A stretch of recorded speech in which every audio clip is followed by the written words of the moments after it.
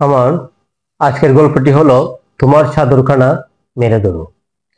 হযরত আবু হুরায়রা রাদিয়াল্লাহু তাআলা আনহু যখন মুসলমান হলেন তখন তার যৌবনটা বাটা পড়ে বার্ধক্য শুরু হয়ে গিয়েছিল।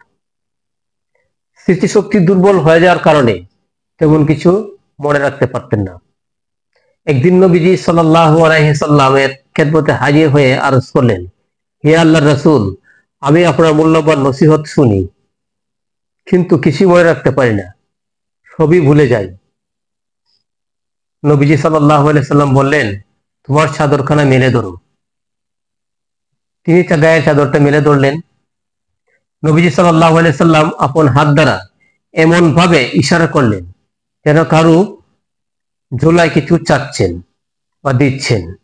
তারপর বললেন, এবার চাদরটা পুটলা করে বেঁধে নাও। তিনি চাদরটা পুটলা করে বেঁধে নিলেন। এরপর থেকে আল্লাহ রাব্বুল আলামিন তাকে এমন মেধা ও স্মৃতিশক্তি দান করলেন যে কোনো কথাই আর ভুলতেন না। সুবহানাল্লাহ।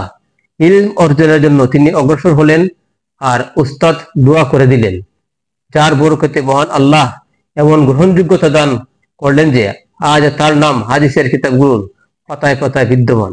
লাখো তালেবে এলেমের মুখে মুখে উচ্চারিত হযরত আবু হুরায়রা রাদিয়াল্লাহু তাআলা আনহু।